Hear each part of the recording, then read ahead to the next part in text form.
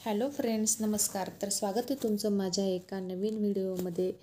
तर तुम्हाला समजलंच असेल की मी गावाकडे आली आहे.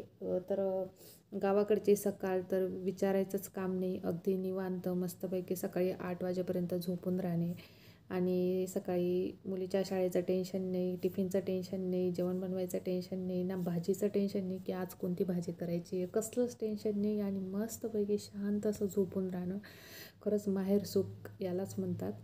आणि इथं दुपारच्या जेवणात मस्त पनीरची भाजी बनवली जाते आणि उठल्या सकाळी आयता हातात चहा घ्यायचा आणि दुपारी जेवण करायचं आणि दुपारी जेवण झाल्यानंतर कुठे फिरायचं आहे संध्याकाळी, बस इतकंच प्लॅन करत राहायचं.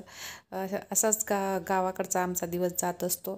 तर इथं आईने मस्त पनीरची भाजी बनवून घेतलेली आहे. छानपैकी असे कांदे कापून ते मिक्सरमधून बारीक करून घेतले. तर त्यानंतर ते कांदे चांगले फ्राय झाल्यानंतर त्यात टोमॅटोची पेस्ट टाकून तीही चांगली फ्राय करून घेतली. त्यानंतर पनीर मसाला, काळा मसाला आणि हळद टाकून अशा प्रकारे पनीरची मस्तपैकी ग्रेव्ही तयार झाली आहे. ग्रेव्ही तयार करून झाल्यानंतर त्यात गरम पाणी टाकायचे.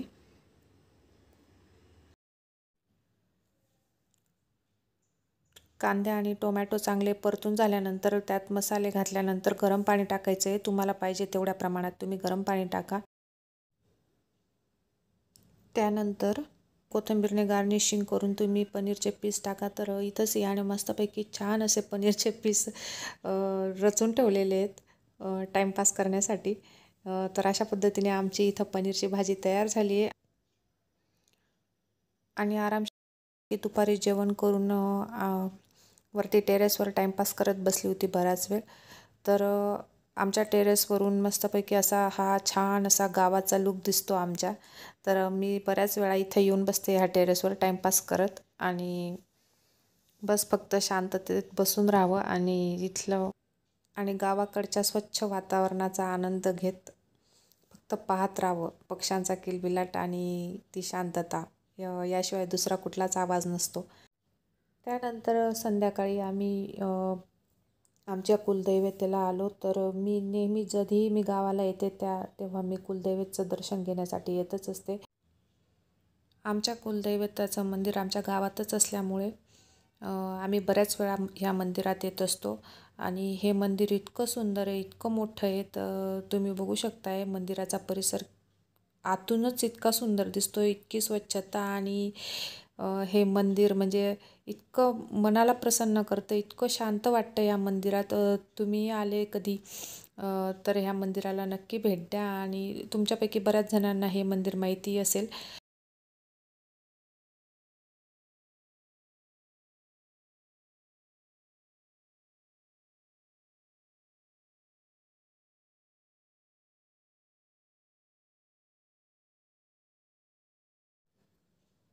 त्यानंतर इथं देवी मातेचं दर्शन घेऊन झाल्यानंतर आम्ही इथं बराच वेळ शांत बसून राहिलो आणि हा मंदिराचा परिसर आहे. ह्या देवीची साधारण एप्रिल महिन्यात म्हणजे रामनवमी ज्या वेळेस असते त्यावेळेस या देवीची यात्रा भरत असते. तेव्हा खूप गर्दी असते, खूप मोठी यात्रा पण भरते आणि गर्दी खूप असते या देवीला. त्यानंतर हा मंदिराच्या सगळा आजूबाजूचा परिसर आहे. खूप सुंदर वातावरण आहे या मंदिराच्या आजूबाजूचं. तुम्ही इथं कितीही वेळ बसून राहिलात तर अजिबात कंटाळवाणं वाटत नाही.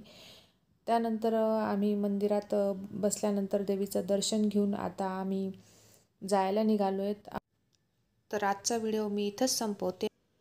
तर कसा वाटला तुम्हाला माझ्या गावाकडचा व्लॉग मला कमेंट करून नक्की सांगा आणि भेटूयात आपण पुढच्या व्हिडिओमध्ये. तोपर्यंत बाय बाय, टाटा.